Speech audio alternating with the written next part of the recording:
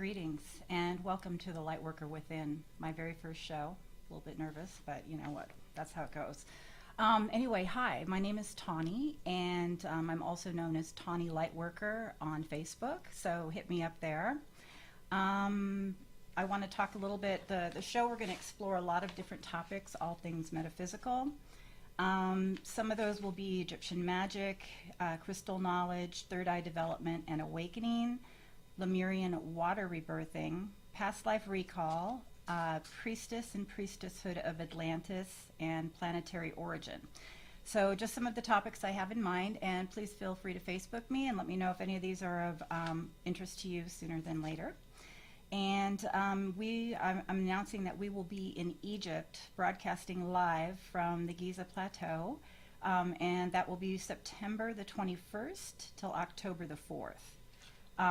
Really excited about this trip, and we figured out how to do Wi-Fi, so hopefully we'll be broadcasting live from many of the temples as well.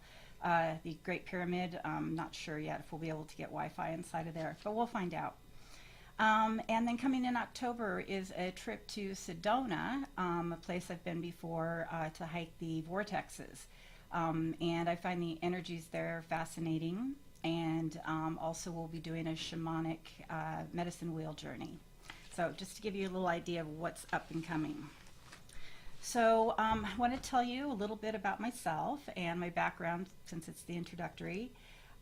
Basically, I created the Lightworker Within as a multimedia platform to explore sacred sites, ancient wisdom, and metaphysics, crystal knowledge, and a lot of energy work. It's my personal belief that we are all light workers in different stages of our path, and so I think it's really important that those who know their mission or have been on the light working path for a while are really here to help people who are just now awakening. I like to quote Doreen Virtue as defining a light worker as those who volunteered before birth to help the planet heal by raising vibration. Most importantly, if you're a light worker, chances are you're watching. And if you don't know but you suspect, you definitely are. And I think the biggest thing is that you always feel your whole life that you're different than others, and that you have a special mission.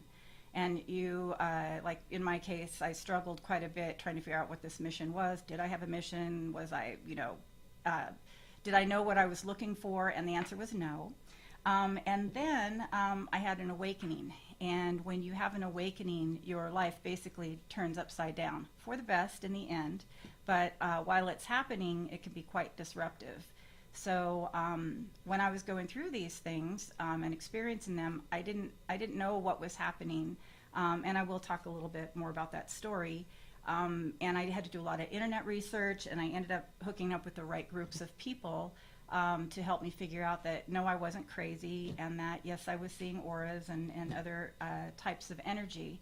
And then it was just made clear to me recently over the fall what my actual mission is. So I thought, oh, woohoo, I figured out what my mission is, and it's going to be smooth sailing. But all I will say is that it doesn't get easier once you do know your mission. It means now you have to put the wheels in motion and move forward. So hopefully that's what I'm doing here today. So I want to just go back and talk about my light worker experience, and I'm hoping that by talking about some of these symptoms and things that happened, maybe other people can relate to this, and maybe we can talk or chat sometime, because I'd be really interested to know of others who have had similar experiences.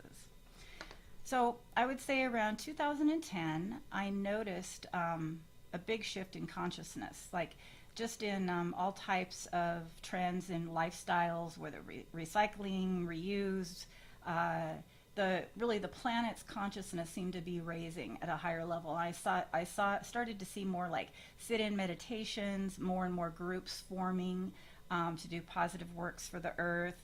And I really tuned into that, and I saw it happening, but I wasn't really involved. At that time, I knew I had a mission, but I was sort of on hiatus, if you'll put it that way. Anyway, so after I saw the raise in consciousness, I was starting to get children and parents that came into my life who happened to be what we consider star children, star seeds, parents of. And I had no idea what I was dealing with or who these children were. And I ended up doing a ton of research on that as well. And so we'll talk a little bit about that as the story progresses.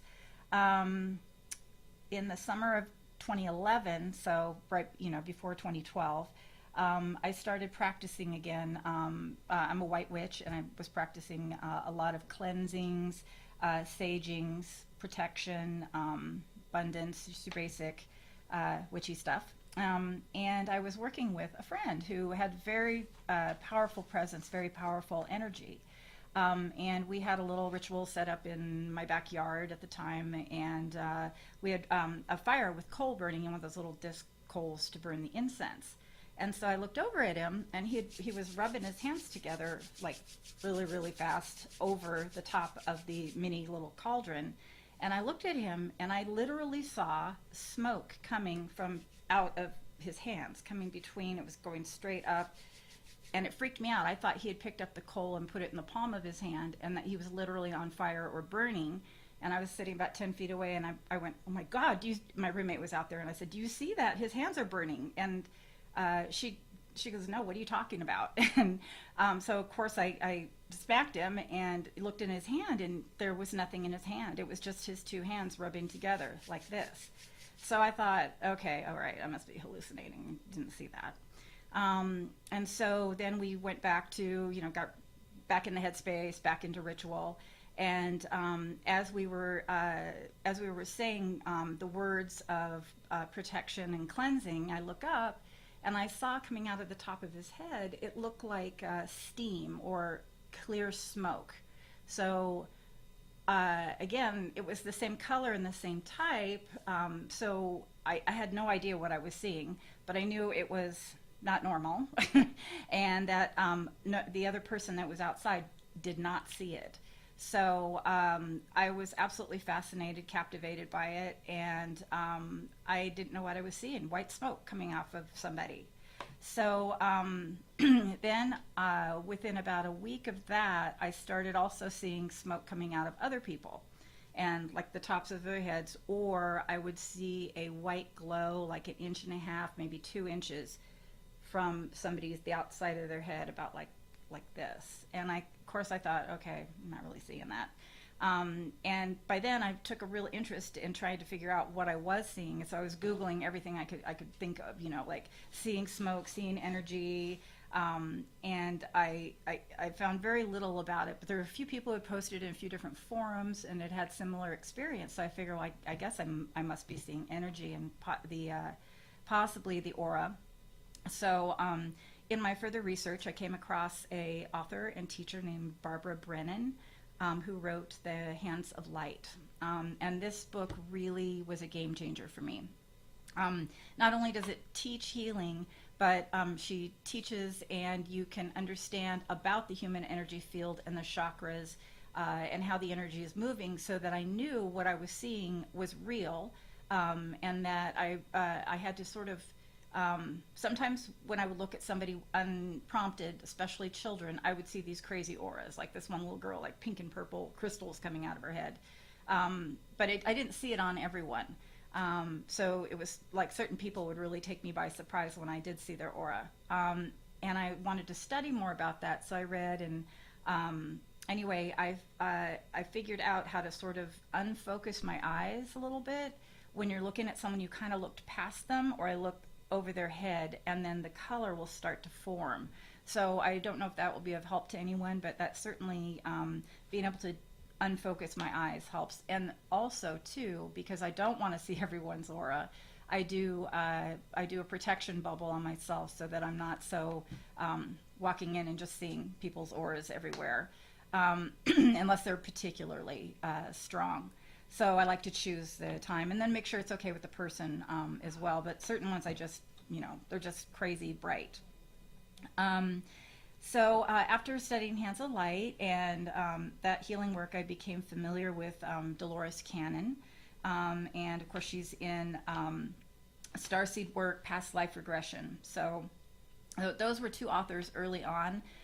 that helped me to really understand light working, what I was seeing, what I was feeling, and I started to see the next phase after starting to see energy on others is I started to be able to see with my eyes closed, which I believe is working to develop my third eye, the pineal gland.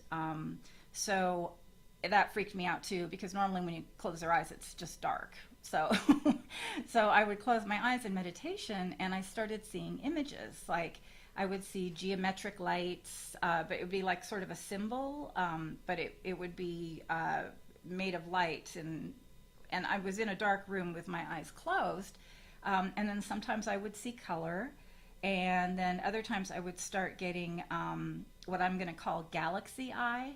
So, and this had not happened to me prior in my life. So all this has really happened in the last few years.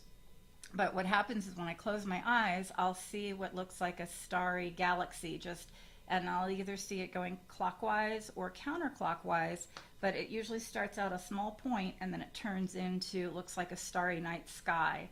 And sometimes there's motion and other times there's not. So if you're closing your eyes and seeing things, don't be surprised. It's probably just part of your awakening. And learning more about it is great, and also helping to develop your third eye. And I will do a show about that, because I think that's really important to support people realize that they're actually really seeing real stuff. Let's see. Then I started having super strong dreams after that.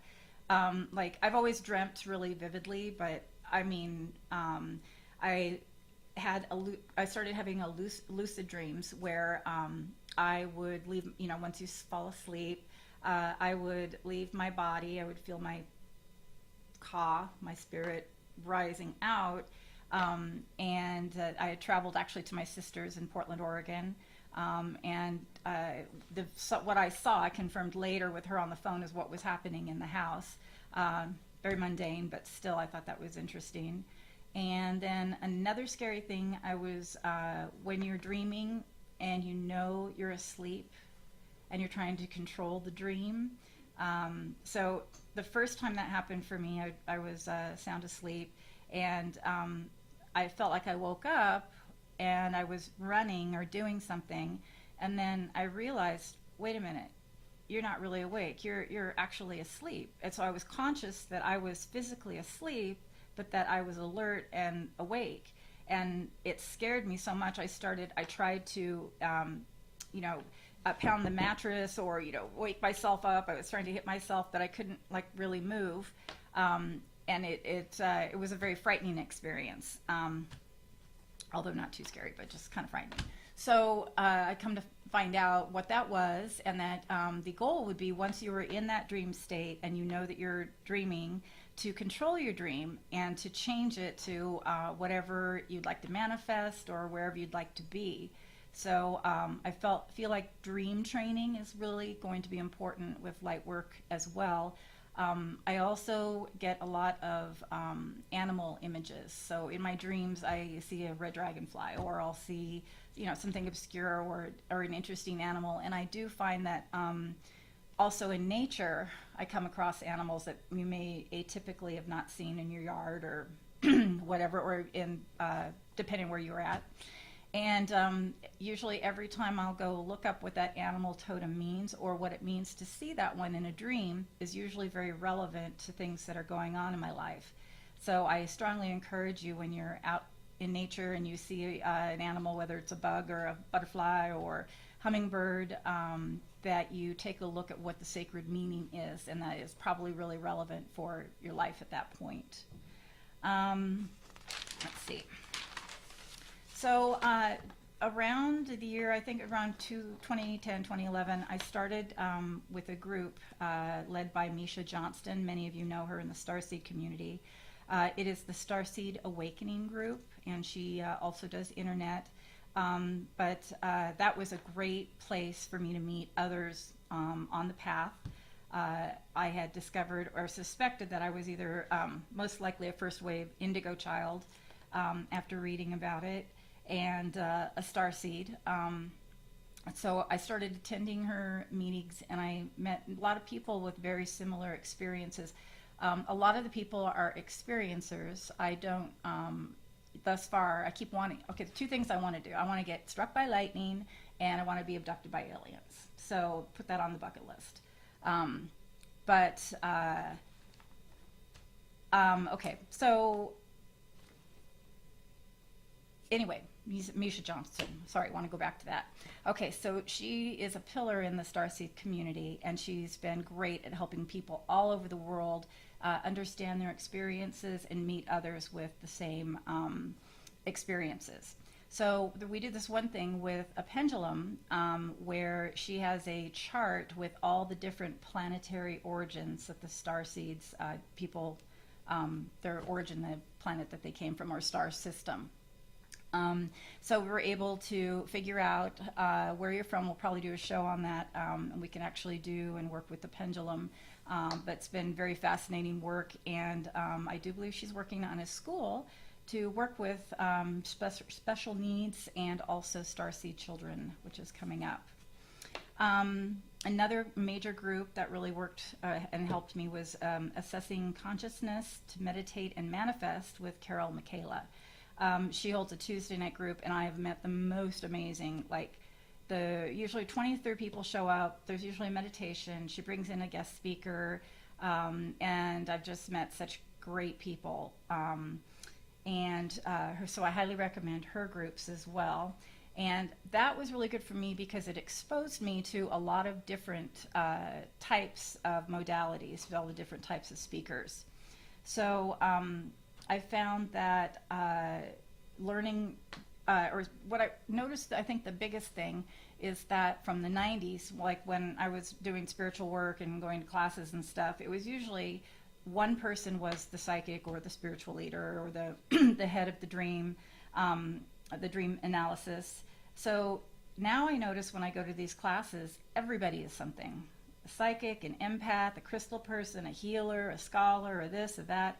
And I think it's absolutely fascinating. And I think the most fascinating thing is watching how each of these individual people takes and creates their own healing modality, borrowing from different threads of knowledge that they've learned. So I think that's probably the biggest wave, or I'm getting download now.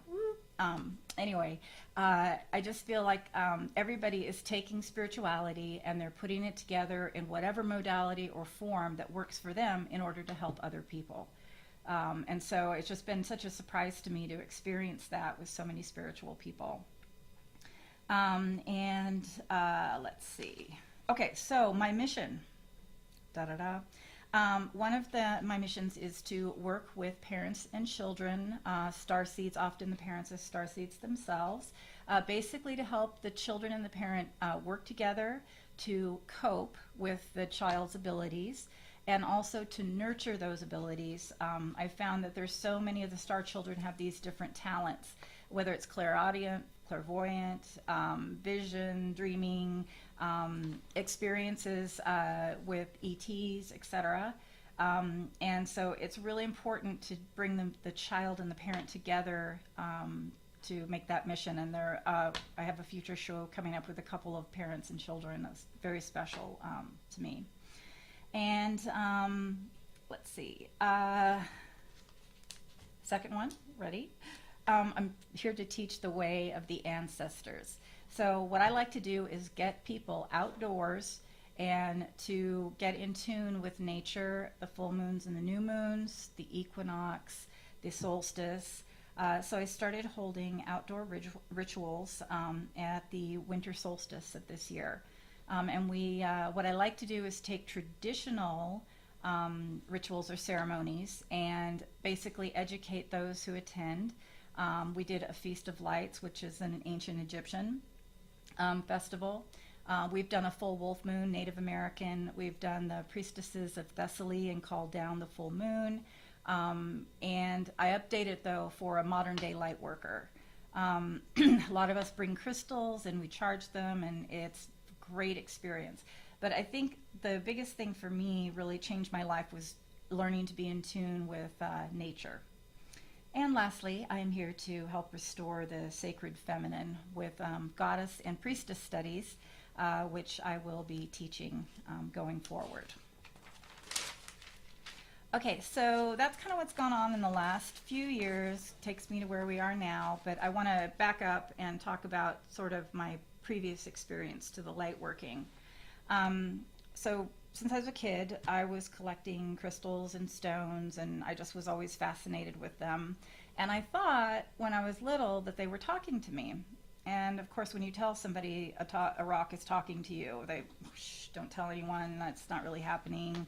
And so as I got beyond, like beyond the age of 6, 7, oh yeah, of course that's nuts, and there is no Santa Claus, and so I'd always been fascinated with them, and to this day I work very, very much with crystals and crystal energy, and I believe that has a lot to do with my past lives in both Egypt and Atlantis. So then in my teen years, I became fascinated with astrology and numerology. And archaeology. So I was sort of dabbling in metaphysics, and I was really considering a career in archaeology, but I don't really like bugs or dirt, so that was kind of a problem. So anyway, plus at the time it wasn't like a big field of study, so I went into fashion. But anyway, about the time I hit my 20s, I was doing a lot more dream work, dream analysis, going to meditations and working, again, more with crystals. And then I sort of, in my 30s, I was climbing the corporate ladder, and my mundane life and my career really kind of pushed itself ahead of everything. And I kind of really took a chill from metaphysics until about the mid-90s when I met and started working with a male witch. So, and just so you know, there no such thing as a warlock is not a witch, and a warlock is a male. Males are witches also. Anyway, so he introduced me to some of the teachings of. He's from Romania, so he has sort of the Romanian background for witchcraft. And I started reading up on Scott Cunningham, which was really invaluable to my experience. But I started reading about crystal. I found out that, okay, witches, this is what they do. They work with crystals and herbs and oils and magic spells. They work with astrology and numbers and all that. So I guess I realized one day that, hey, I'm a witch. And I mean, I didn't know that all of these things were connected. The tarot, I didn't know that. And I kind of thought they were sort of each individual studies. But now I see how everything is interconnected. And that one thing only helps the other, and the more knowledge that you can get, the more power you can have for the good.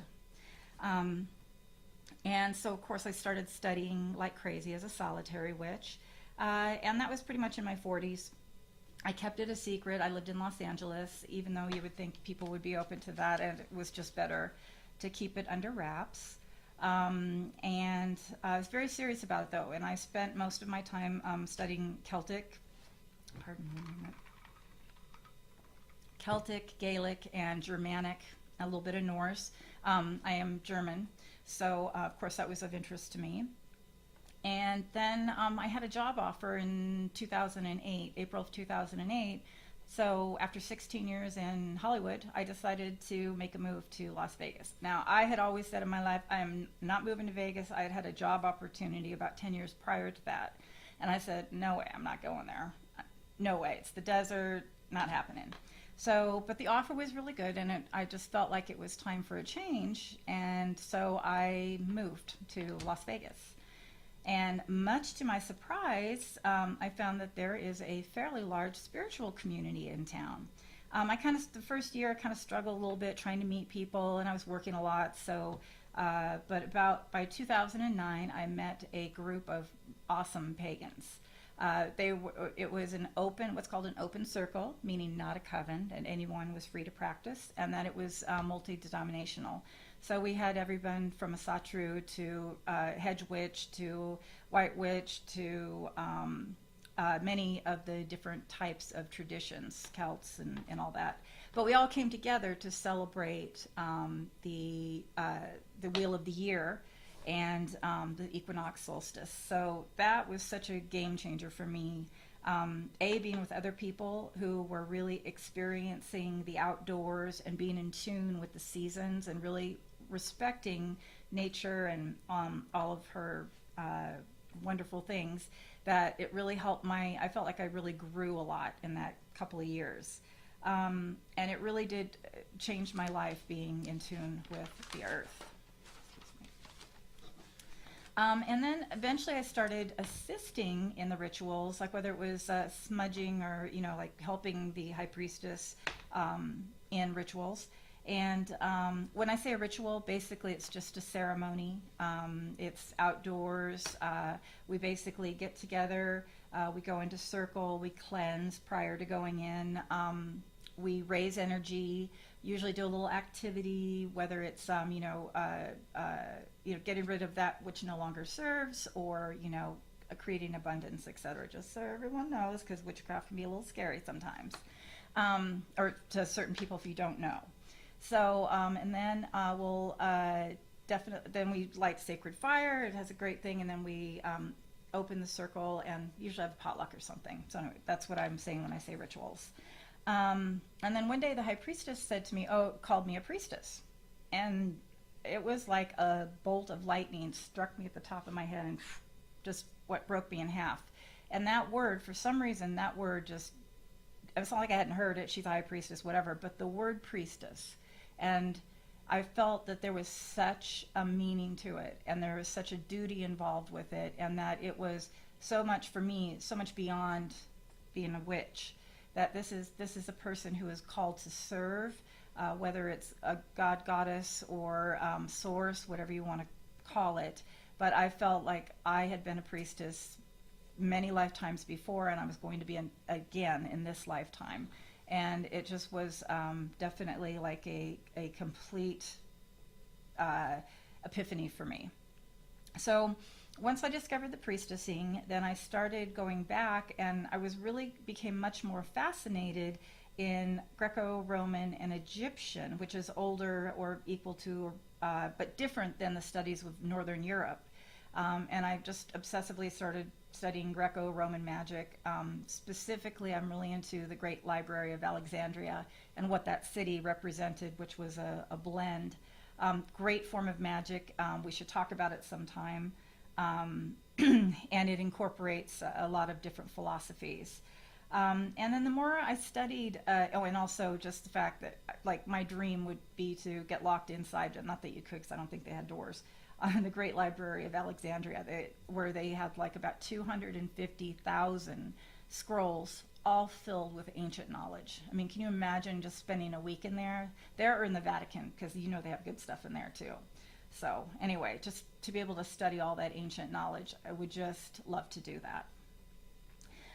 Okay, so then once I was into the Egyptian Greco-Roman, I felt that my interests in Egypt were much, much older. And first thing with Egypt, it's 3,000, or the written history is 3,000 years. So you're spanning about 30 dynasties, ending with Cleopatra the Seventh, of course, the infamous. And I just found that the more I studied, the more I wanted to study the older portions, the really ancient Egypt, the 2 to 3,000 BC. And I was just fascinated with that time period. And I was really feeling a kinship with goddesses and the priestesshood, and being able to teach. And with the internet, it's so much easier now to be able to study, cross-reference, versus before when we used actual books. Remember that? I still have a lot of books, though. Anyway, I found that in ancient Egypt, women had it the best out of Greco-Roman, because like women in Rome couldn't even own property.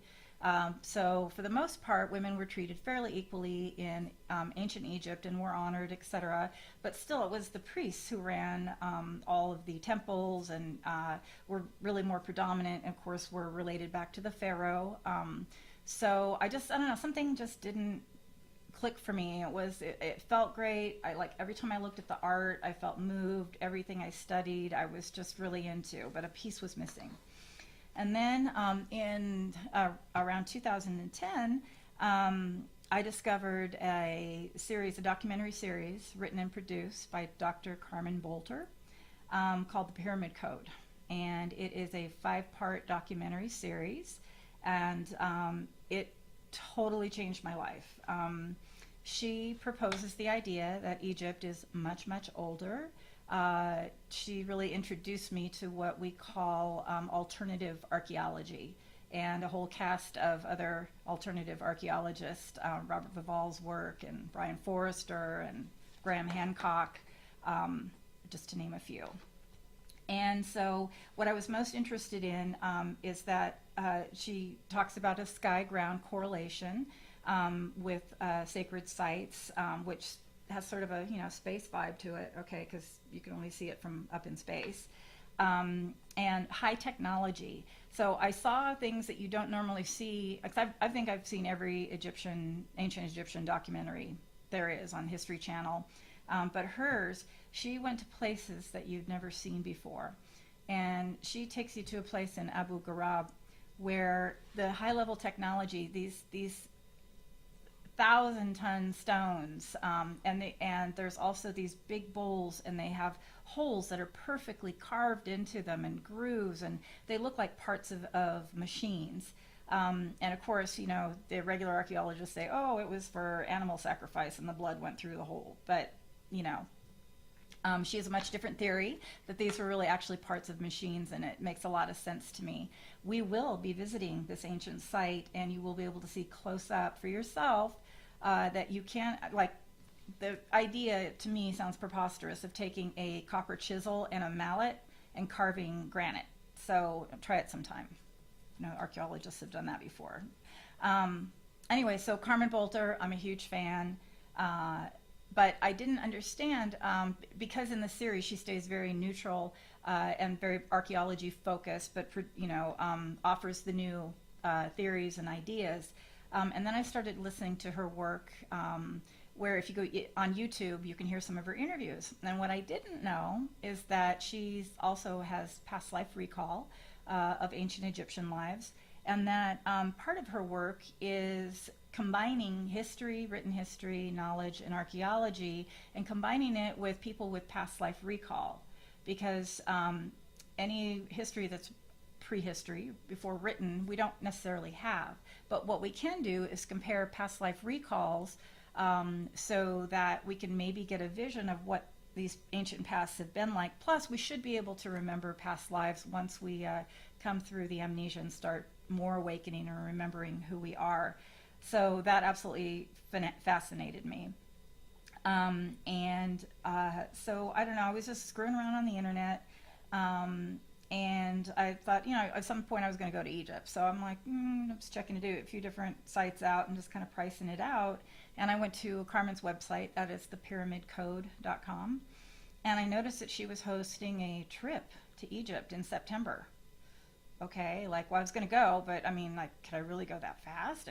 Egypt, it's like, you've got to plan for that, and it's a big trip, and all my life I studied all these temples and everything, and I knew I was going to go, it just was a matter of when. So then, reading, thinking, I don't know, maybe I will, maybe I won't, I don't know. So I go upstairs, and I'm big into sacred numbers. So I look at my digital clock, and of course it said 4:32. Okay, so I'm sure that's a message, 432. It's kind of a series. I look it up, and apparently one of the sides of the Great Pyramid is 432 Earth units from sea level. So when I saw that and I read that, I go, okay, I'm going to Egypt. So of course, I decided to go that day. I contacted Carmen, who, by the way, is one of the most gracious people ever, very friendly, and I can't wait to meet her. It's going to be really exciting. So I just knew that I was meant to go to Egypt. I knew it was meant to be on this particular trip, and I really especially feel like traveling with Carmen is going to be amazing because of her work, and also because we're going to get to see places that are not in the normal repertoire of what you would see. So we will be filming as much as we possibly can, the Step Pyramid, the Serapeum, Dashur. We're going to meditate inside the Great Pyramid in the King's chamber. We each get a chance to get into the sarcophagus as well. Can you imagine the energy there? We'll be taking a flight to Luxor, where we'll spend some time in Luxor and Karnak. So hopefully we'll be able to shoot live or show live from there. What we can't do live, we will be recording, and then of course we'll post as soon as we get to a place where that we do get Wi-Fi. Special interest of me is going to see the Temple of Seti in Abydos, which I have a past life memory from prior to it, and that'll be another show. We'll talk about that.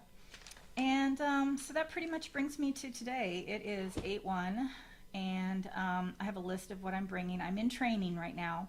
I have been hiking in the desert, like Valley of Fire, etc., on the weekends with my pith helmet, so I'll be used to desert and sand and all that kind of stuff, which I am because I live in Las Vegas.